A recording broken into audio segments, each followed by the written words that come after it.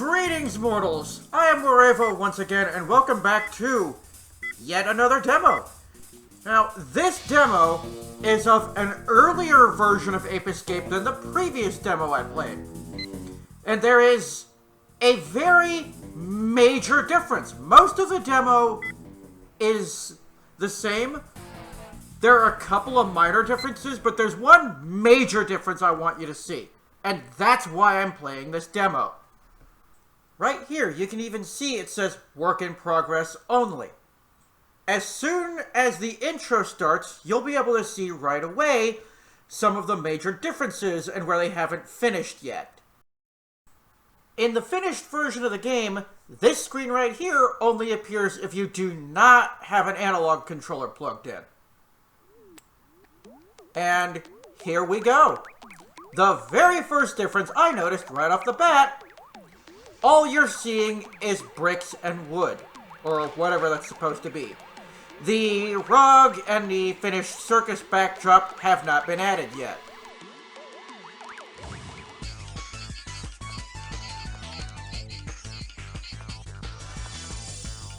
This is another change. The monkey sounds that you're hearing are also not in the finished intro. They have one or two here and there, but you don't hear them quite as often, which I can understand them making that change, because I can see that getting old after watching it a couple times. The finished product is a little more organized, but this is a refreshing change to what I'm used to. Most of the demo is the same, and you can tell that there's still some polish left to be done, but for the most part, it's still the same game. They obviously have not finished adding all the sound effects and everything. And if you'll listen, Spike still has his original Japanese voice actor.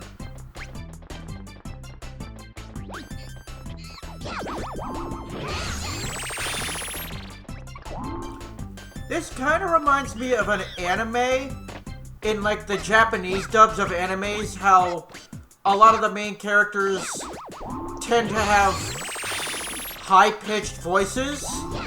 Kind of like Link in Ocarina of Time. Hup, hup, yeah! That's what this reminds me of. Yeah, right there. Right there. Proving my point.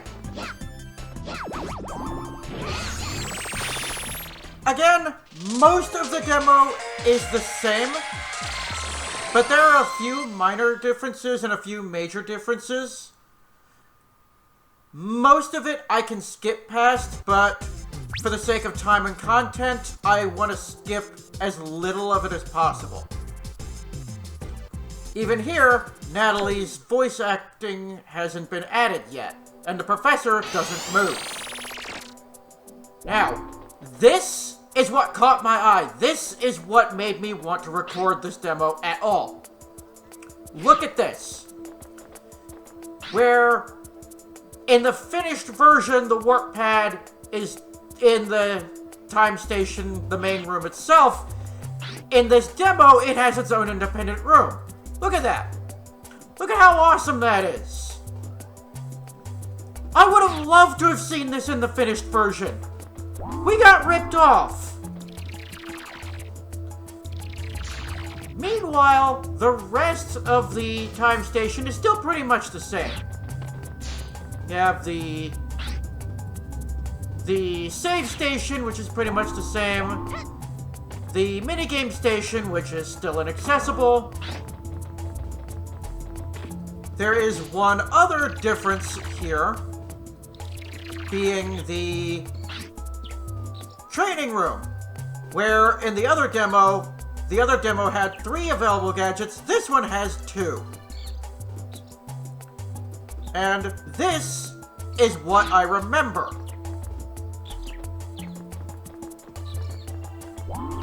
Now, I tried looking for an independent ISO of this game, but I couldn't. So what you're seeing here is taken from the old 1990s PlayStation Underground series, specifically issue 3.2, disc 2. And while there is still some polish, as I said before, left to be done, I seriously wish we had gotten the level select in its own independent room, just like the minigame station and the training room. But I'll be comparing this demo with the finished version a little bit later on.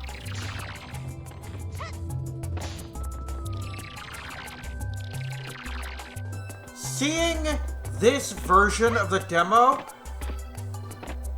it makes a lot more sense having that big machine above the button as to why Spike gets teleported away.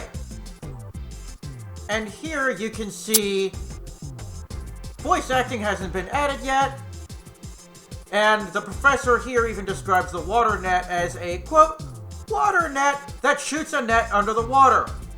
Yeah, thanks a lot, Professor. As if the name water net didn't give that away. Oh gee, a water net. I wonder if it shoots lasers or something. No, it shoots nets. Thank you, Captain Obvious.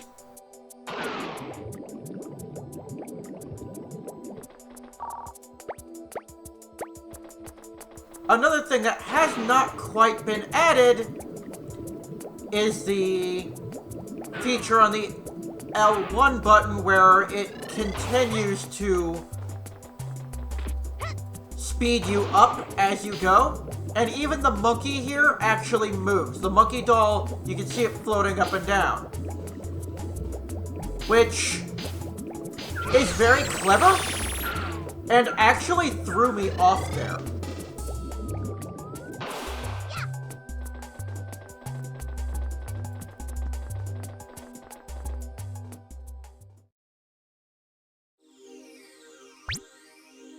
Right here, I haven't actually tested it, but I think in this version that screen will stay up until you hit a button to skip it.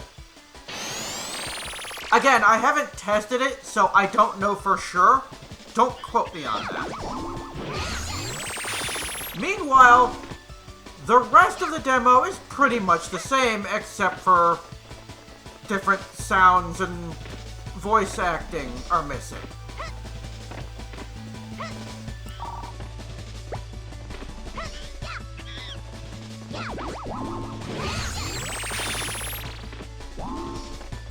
I absolutely love the soundtrack in this game. I've talked about it before, but it stands firm.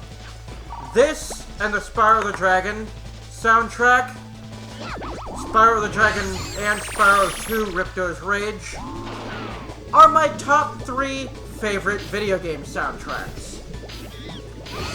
I like video games that have soundtracks that have sort of like a peaceful under-theme to them. Like now and then with Spyro, you can hear the light motif in some of the tracks, you know, the da-dun-dun-da-da-da-da-da. But in most cases, they're in large part very tranquil and very calming. Just like the soundtrack to the previous level, there are some of them that I will put on when I want to take a nap, and I'll just lay down and I'll fall asleep to it. Unlike the soundtrack for Gex 3, Deep Cover Gecko, where you can hear the leitmotif in every single track, and it gets obnoxious sometimes. Yeah, I like the soundtrack for that game, but it's by no means one of my favorites. The leitmotif does get a little bit annoying, where Ape Escape doesn't have a leitmotif, as every single song, every single track is its own independent theme. And Soichi Terada used his song Sumo Jungle as the inspiration for the soundtrack for this game. If you haven't heard Sumo Jungle, please look it up. It is amazing. One other thing that they haven't quite finished refining yet is the controls. You can see here, the controls are still a tad bit jittery. And again, the sounds haven't been finished yet. The Stun Club still doesn't have any of the more lightsabery sound effects. So from here on, it's just a matter of finishing the demo. There's really not that much else to say.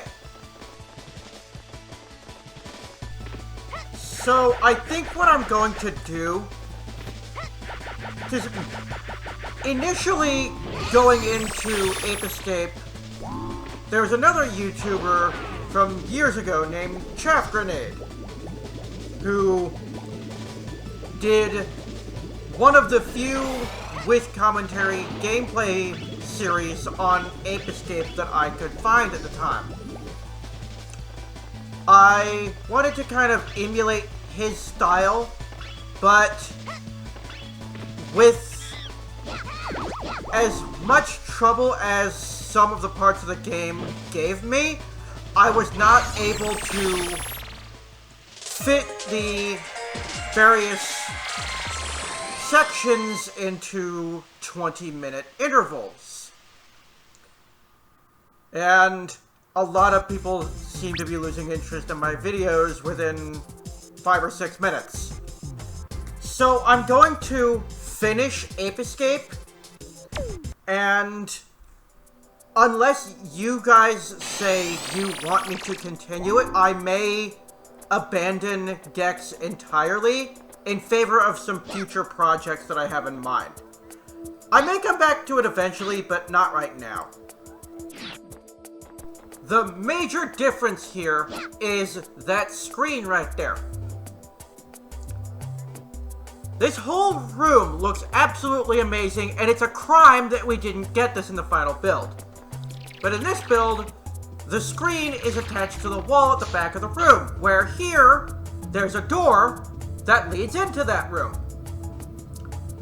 Now, switching to the main game, the final build, you can see they took the door out and just kind of slapped the screen onto the wall.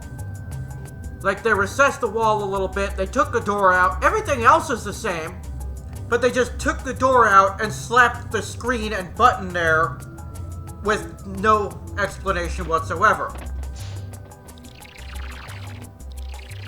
Anyway, that's all the time I have for now.